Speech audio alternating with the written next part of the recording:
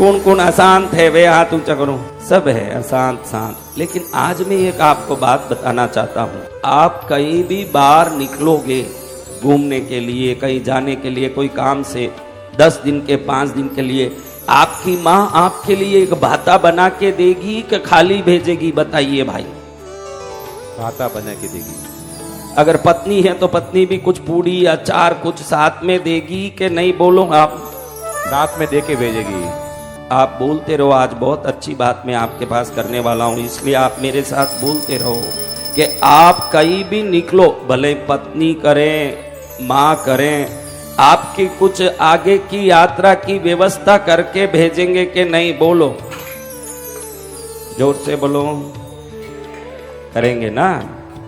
तो आप कहीं भी निकलो कोई ना कोई व्यवस्था होती है। अमेरिका जाते हैं तो वहां के डॉलर, क्रेडिट कार्ड कुछ लेके वीजा पासपोर्ट चेक करके जाएंगे कि ऐसे ही जाएंगे?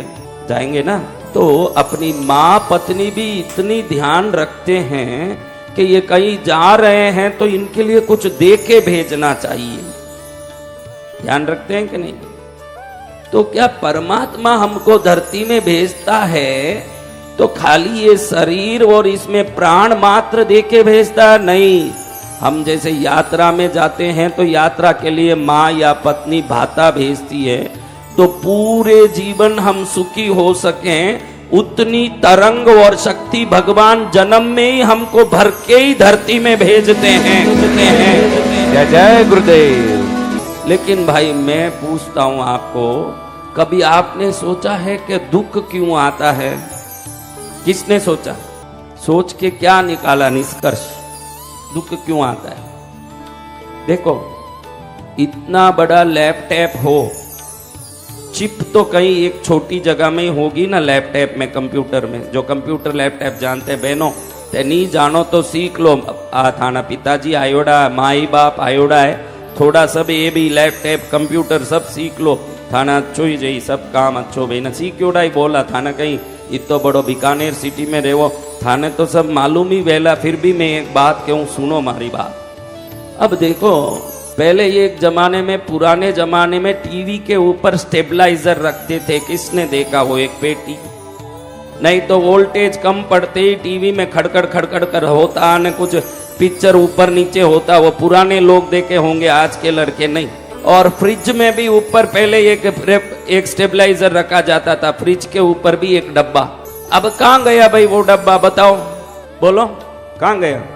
इनबिल्ट है उसके बाद। इतनी अच्छी शब्द भी समझ गया दिनेश।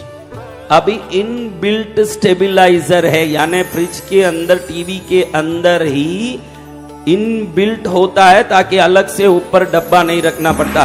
पहले एक डब्बा रखते, उसमें एक मीटर होता, वो यूं यूं घूमता, कितनी वोल्टेज आ रही है, 230, 190, 180 दिखाता। याद है आपको?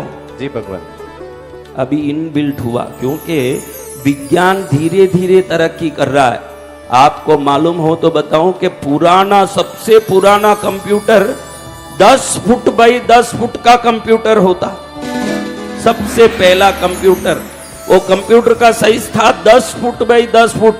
फिर छोटे होते होते होते होते आज एक मोबाइल में आप टार्च भी जला सकते हो, पिक्चर भी देख सकते हो, गाना भी सुन सकते हो, कैलकुलेशन भी कर सकते हो, वेदर भी देख सकते हो, दूसरे ऐप डाउनलोड भी कर सकते हो, इंस्टाग्राम, यूट्यूब जैसे सभी इंटरनेट चला सकते हो।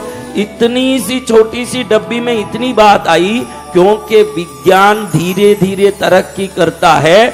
अध्यात्म वेद काल से ही तरक्की प्राप्त है। दोनों में ये फर्क है, दोनों में ये फर्क है। जय जय गुरुदेव। विज्ञान धीरे धीरे तरक्की कर रहा है। पहले एक अलग ही बात कहते थे, बाद में ये नहीं ऐसा, ये नहीं ऐसा। रोज साइंटिस्टों की जब शोध होती है तो जो निष्कर्ष निकलता है, वो निष्कर्ष पुरानी बात को झूठा साबित करता है।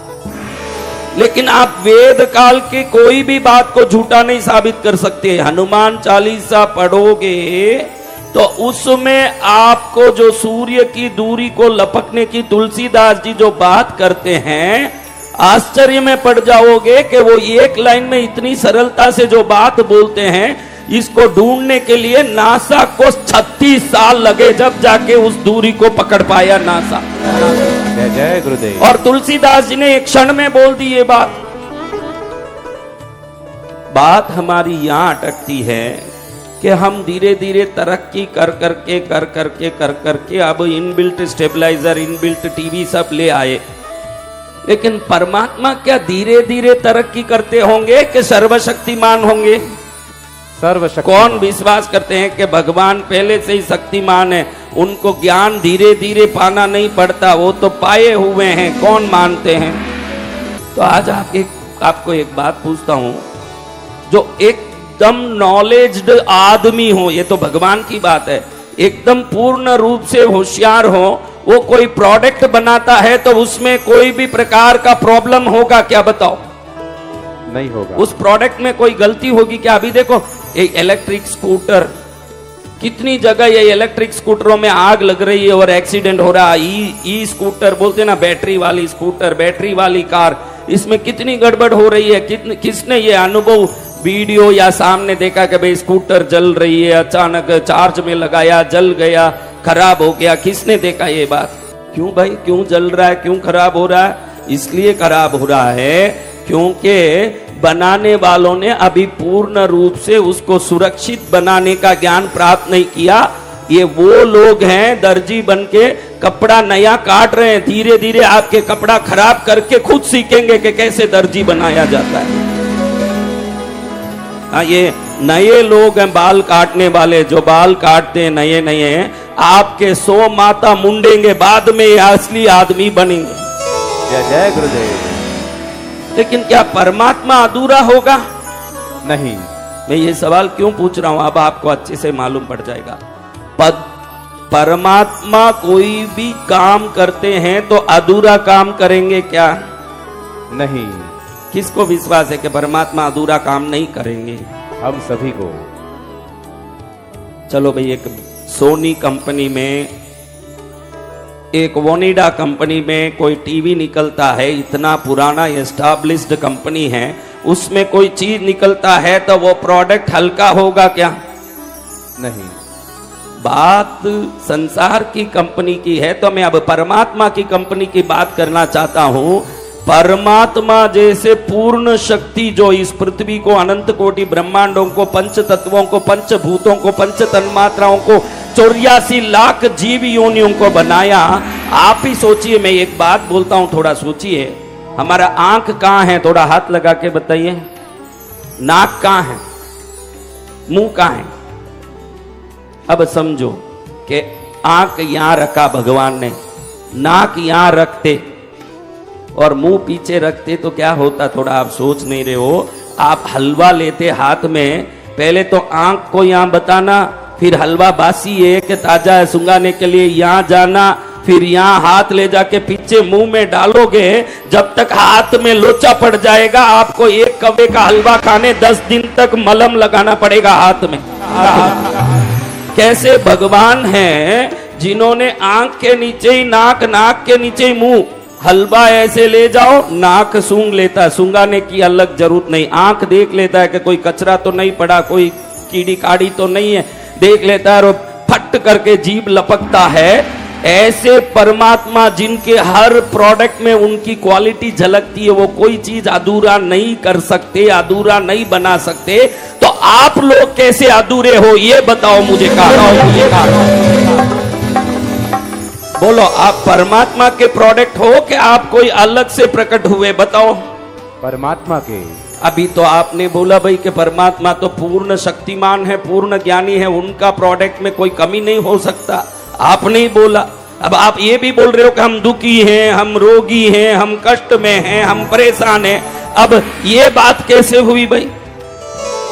या तो परमात्मा पर दोष दे दो कि भगवान अज्ञानी है, शक्तिहीन है, या तो ये गलती कहां हो रही है जो परमात्मा ने एक बेस्ट प्रोडक्ट भेजा।